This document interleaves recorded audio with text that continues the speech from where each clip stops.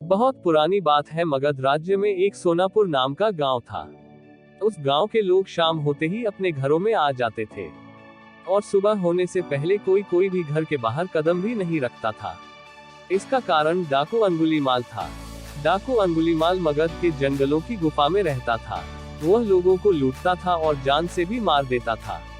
लोगों को डराने के लिए वह जिसे भी मारता उसकी एक उंगली काट लेता और उन उंगलियों की माला बनाकर पहनता। इसलिए उसका नाम अंगुलीमाल पड़ा। गांव के सभी लोग परेशान थे कैसे इस डाकू के आतंक से छुटकारा मिले। एक दिन गौतम बुद्ध उस गांव में आए। गांव के लोग उनकी आवभगत करने लगे।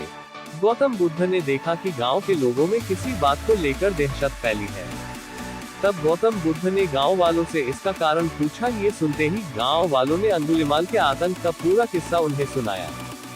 अगले ही दिन गौतम बुद्ध जंगल की तरफ निकल गए। गांव वालों ने उन्हें बहुत रोका पर वो नहीं माने। बुद्ध को आते देख अंगुलीमाल हाथों में तलवार लेकर खड़ा हो गया, पर बुद्ध उसकी गुफा के सामने से निकल गए। उन्होंने पलटकर भी नहीं देखा। अंगुलीमाल उनके पीछे दौड़ा, पर दिव्य प्रभाव के कारण वो बुद्ध को पकड़ नहीं पा रहा था। थक हार कर उसने कहा, रुको। बुद्ध रुक गए और मुस्कुराकर बोले, मैं तो कब का रुक गया, पर तुम कब ये हिंसा रोकोगे। अंगुलीमाल ने कहा, सन्यासी, तुम्हें मुझसे डर नहीं लगता। सारा मगध मुझसे डरता है। तुम्हारे पास जो भी माल है निकाल दो, वरना जान से हाथ धो बैठोगे। मैं इस राज्य का सबसे शक्तिशाली व्यक्ति हूँ। बुद्ध जरा भी नहीं घबराए और बोले, मैं ये कैसे मान लूं कि तुम ही इस राज्य के सबसे शक्तिशाली इंसान हो। तुम्हें ये साबित करके दिखाना होगा।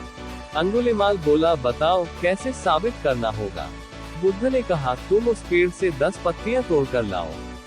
अंगुलीमाल ने कहा, बस इतनी सी बात, मैं तो पूरा पेड़ उखाड़ सकता हूँ।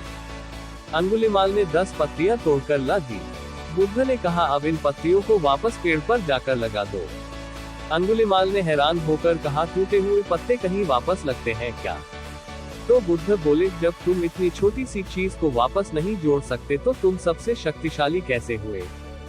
यदि तुम किसी चीज को जोड़ नहीं सकते तो कम से कम उसे तोड़ो मत। यदि किसी को जीवन नहीं दे सकते तो उसे मृत्यु देने का भी तुम्हें कोई अधिकार नहीं है। ये सुनकर अंगुलीमाल को अपनी गलती का एहसास हो गया और वह बुद्ध का शिष्य बन गया और उसी गांव में रहकर लोगों की सेवा करने लगा। आगे चलकर यही अंगुलीमाल बहुत बड़ा सन्यासी बना और अहिंसा के नाम से प्रसिद्ध हुआ। इस कहानी से हमें यह शिक्षा मिलती है कि कोई भी इंसान कितना ही बुरा क्यों न हो, वह बदल सकता है। दोस्तों, अंगुलीमाल बुराई का एक प्रतीक है और हम सब में छोटे बड़े रूप में कोई न कोई बुराई है। जरूरत इस बात की है कि हम अपने अंदर की बुराइयों को पहचानें और उन्हें खत्म करें।